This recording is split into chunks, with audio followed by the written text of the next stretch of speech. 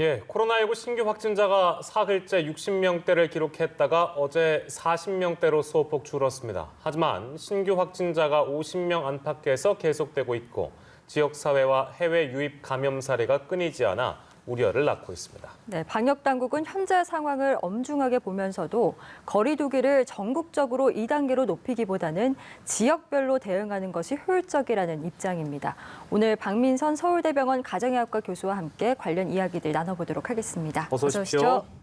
네, 신규 확진자 수 저희가 아까 정리했는데 48명이고 이게 이제 언제든 늘 수 있다고 보는 것이 맞는 것 같습니다. 그만큼 상황을 당국도 엄중하게 보고 있는 것 같은데요. 오늘 월요일입니다. 주말 상황 포함해서 어떻게 좀 진단하고 계신지요? 네, 그동안 연 3일간 60명이 넘는 신규 확진자가 나오기도 했고 그 이전에는 사실 서울, 경기를 중심으로 모든 확진자가 대부분이었다고 하면 지금은 광주 지역이나 대전, 대구 등으로 전국적으로 소규모 이런 집단 감염 이런 것들이 확산되고 있는 상황이고 휴가철을 앞두고 있는 상황이라서 비록 오늘 48명이 나왔다고 하더라도 금방 확진자의 수가 늘 수 있어서 조금 앞으로 한 3일에서 7일 정도의 추이를 보고 사회적 거리 두기의 단계를 조금 고민해 봐야 할 시기가 아닌가 생각합니다. 네, 신규 확진자 수를 봤을 때 사회적 거리 두기를 2단계로 격상할 필요가 있다라는 목소리는 계속 나오고 있는 것 같습니다.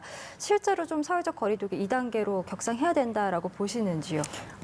그 경계에 와 있는 것 같아요. 이제 2주간 확진자 수가 50명 이상이었느냐 이하였느냐 그리고 또 이제 감염원을 알 수 없는 그런 감염이 5% 이내로 조절되는 그런 것들은 지금 좀 지켜지지 않고 있거든요. 10.7%가 되기 때문에 또 반면에 그 확진자가 증가세냐 감소세냐 이런 거는 지금 어느 정도 일정하게 유지되고 있는 상황이라서 사회적 거리두기의 단계를 1단계에서 2단계로 올리느냐 마느냐 하는 거를 결정하기에는 앞으로 3, 4일 추이를 보고 지금 단계로는 1단계 수준으로 서울, 경기는 유지하는 것이 적절하지 않을까 생각합니다. 네.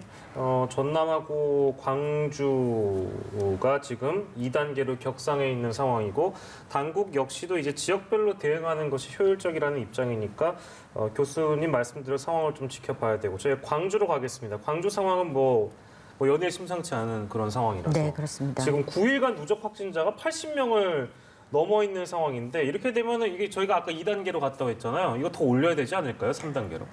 글쎄요. 지금 이제 그 일정 교회와 그리고 종교 집단에서 생긴 것들이 유아원이라던가 또 요양원 또 그냥 주거시설 이 다양한 쪽으로 지금 퍼지고 있기 때문에 그리고 최근에 한 23명이 갑자기 늘어나는 그런 것들을 보였기 때문에 광주가 지금 2단계에서 3단계 상승을 고민하고 있는 것 같기는 합니다. 근데 이제 그렇게 되면 모든 것들이 올스톱되기 때문에 그리고 이제 그런 것들을 좀 더 이 전향적으로 생각을 해야 되는 시기인 것은 맞습니다. 이제 왜냐하면 이제 앞으로 한 2주이면 모든 그런 사회생활을 하는 분들의 휴가철이 다가오지 않습니까? 그렇습니다. 그러니까 그때가 되면은 조금 늦을 것 같긴 해서요. 지금 말씀하신 그런 고려를 하는 시기가 앞으로 한 2, 3일 추이를 보면서 결정해야 될 것은 맞는 것 같고요. 단지 3단계가 되면 모든 것이 올스톱되는 그런 시기이기 때문에 조금 신중하게 고려를 해야 될 것으로 생각이 들긴 합니다. 3단계 격상까지는 조금 더 신중한 고려가 필요하다는 말씀이신데 지금 광주의 상황을 봤을 때 어린이집 원생 가운데서 첫 감염자가 나왔고 초등학생도 확진 사례가 처음으로 나왔습니다. 공교롭게도 두 사례 모두 교회와 또 연관이 돼 있는 것으로 알려지면서 지금 광주시가 이제 종교시설을 중심으로 고위험 시설로 지정을 해서 관리하겠다라고 밝힌 상황이거든요.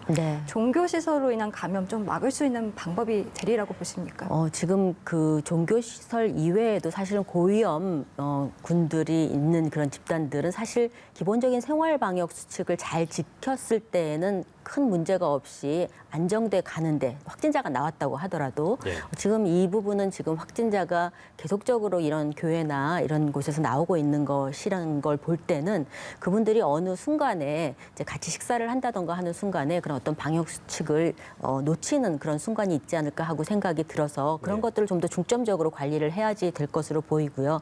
이제 그런 거에 있어서는 사실은 어떤 방역 당국이나 이런 분들이 할 수는 없는 것이거든요. 그래서 그런 경우에는 개인적으로 조금 더 신경을 써야 될 부분이 있고 그리고 다행인 거는 그 아이들이 있는 유아원에서 다른 아이들로 전염이 되거나 또 가족들로 크게 번지거나 이런 것들이 지금 안 되는 것으로 봐서는 그런 교회에서 그 유아원이나 이런 거에 근무하시는 종사자들의 문제를 우선 좀 더 잘 다스려야 될 것 같고 네. 그 다음 부분까지 넘어가지 않고 있다는 거는 그래도 굉장히 다행한 일로 생각이 듭니다. 예.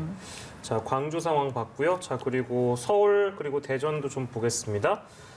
서울하고 경기도 성남에서는 초등학생, 유치원생 확진 판정 났고 대전에서는 병원을 연결고리로 한 그런 확진자들이 좀 나오고 있습니다. 근데 확진자 중에는요, 유치원생이 있다고 하네요. 대전에서 유치원생이 확진된 것도 처음이라고 하고요. 네, 지금 그 확진자가 자꾸 어린 연령층으로 옮아가는 지금 추세에 있는 것 같아요. 네. 이제 이 아기들이 유치원이나 유아원, 학교로 지금 등교하고 있기 때문에도 하나의 원인이 되고 있고요. 왜냐하면 종사자들과 지금 접촉하고 있는 것들이 원인이 되니까요. 그렇지 않았으면 아마 가정 내에서의 감염이 가장 큰 원인이었다면 과거에 집에서 있는 동안에 좀 더 어린이들의 감염이 많았어야 하거든요. 그런 걸로 볼 때는 지금 어린이를 다루는 시설에 있는 분들에 대한 방역 주침이나 이런 것들이 조금 더 이렇게 시스테마틱하게 정리가 좀 되어야 될 부분이 있는 것 같습니다. 예. 네, 문제는 또 이 병원을 다녀간 환자가 한 470여 명 정도 된다고 합니다. 네. 추가 감염자가 나올 가능성도 좀 커 보이는데요. 네, 충분히 있죠. 특히 병원에 있는 분들은 연세가 드신 분들이나 이제 질병이 있는 분들이 많기 때문에 지금 이전에 감염들이 젊은 층이 많았던 거는 젊은 층이 많이 모이는 데서 감염이 일어났기 때문이고 지금 이제 전파 속도가 조금 빨라지는 거에 또 하나의 원인들도 어른들도 지금 행동이 조금 더 자유로워지면서 그런 것들이 느는 것 같기도 하거든요. 예. 그래서 충분히 병원에서의 감염은 좀 더 많은 확산세를 보일 수 있는 가능성이 있기는 하고요. 단지 이제 병원에서 그 다음에 지침을 어떻게 빠르게 이 확진자 검사를 빠르게 좀 진행하느냐 이런 거에 따라서 속도가 결정될 것으로 생각됩니다. 예.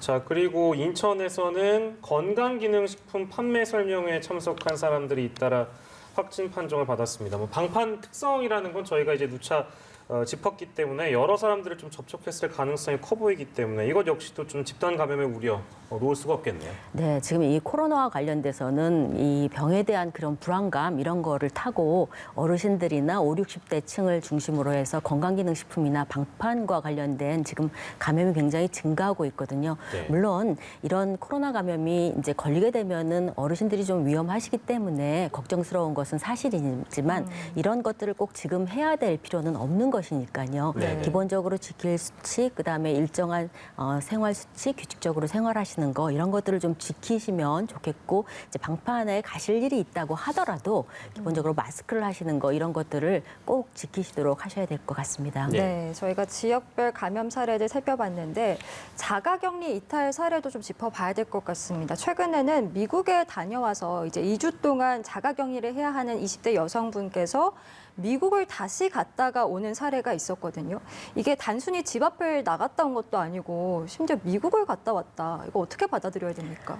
글쎄요, 저도 그 소식을 듣고 굉장히 놀랐거든요. 사실은 그 집 앞에나 이 서울에서 뭐 먼 곳을 갔다 왔다 그래도 저희가 굉장히 네. 놀랄 네. 만한 사실인데 또 그러한 사실을 5일 뒤에 또 알게 됐다는 것도 놀라운 사실이고 거기서 또 공항에서 검역에 걸리지 않고 예. 갔다 돌아왔다는 사실도 사실은 조금 예측하기 어려운 수준이라서 지금 이거를 개개인의 수준에 맞춰서 뭐를 하기는 사실 그러니까 공항에서의 어떤 그런 검역 시스템을 예. 지금 점검해야 되는 시기지 예. 개개인적으로 뭐를 어떻게 하라 할 수 있는 그런 일은 아닌 것 같고요. 예. 그렇긴 하지만 적어도 이제 공항에서 들고 날고 하는 과정에 짧은 과정에 왔다 갔다 하시는 분에 대해서는 어느 정도 정보를 한번 체크하고 보낼 수 있는 그러니까 시스템화 되기 이전에는 예. 그런 것들을 체크하고 보낼 수 있는 그런 시스템은 돼야 될 것이라고 생각됩니다. 예, 아무튼 이거는 뭐 놀랄만한 소식이긴 합니다. 자가격리 대상이 공항에서도 아무 일 없이 빠져나갈 수 있다는 건 그만큼 또 허점이 될 수 있는 사례이기 때문에 경각심을 좀 가져야 될 것 같고요.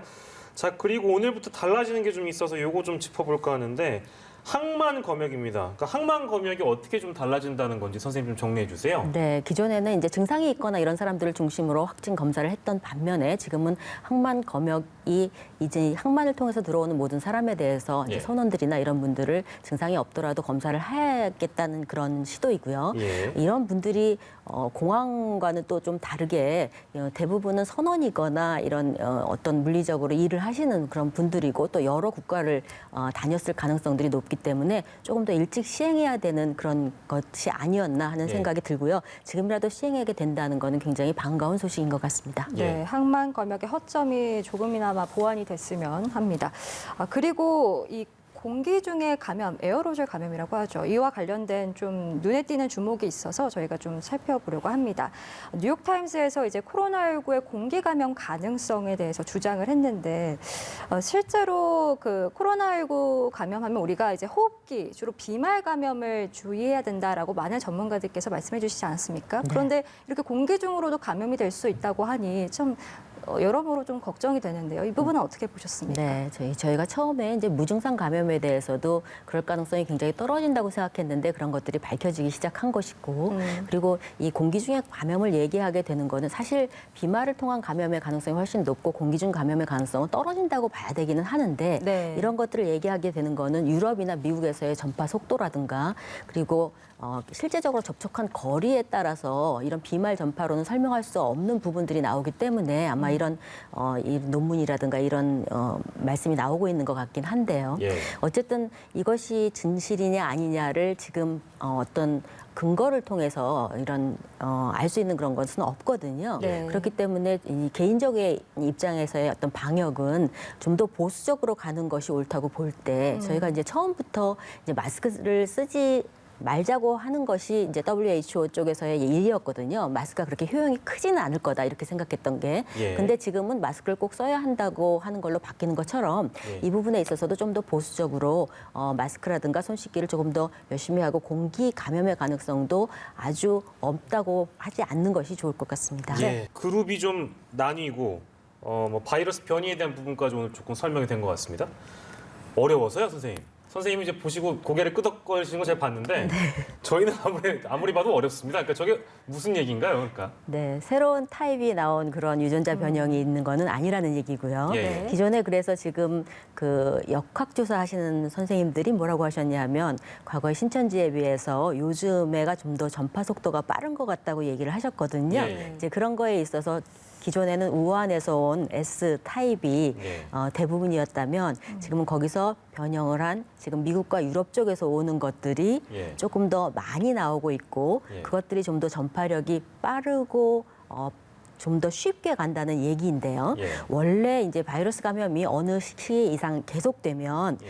그 독성은 줄어들어서 사망률은 감소하게 되고요. 네. 그리고 반면에 이제 이 사람에게 붙는 부분은 좀 변형되고 좀 더 전파력이 쉽게끔 예. 되기 때문에 지금 말씀하신 그 부분은 예. 그런 여파로 생각하면 되실 것 같고 예. 그래서 미국과 유럽 쪽이 좀 더 지금 굉장히 바이러스의 활성이 좀 더 강하고 빠르기 때문에 네. 지금 우리나라보다 훨씬 컨트롤이 어려운 것은 예. 그분들이 어떤 생활 습관이나 방역 수칙을 잘 지키지 않는 면도 있지만 예. 바이러스 타입이 좀 다른 것도 원인이 되는 것 같습니다. 네, 그 최근에 발견된 이제 바이러스들, 국내 바이러스들을 봤을 때 거의 GH 유형이다라는 발표가 있었거든요. 네.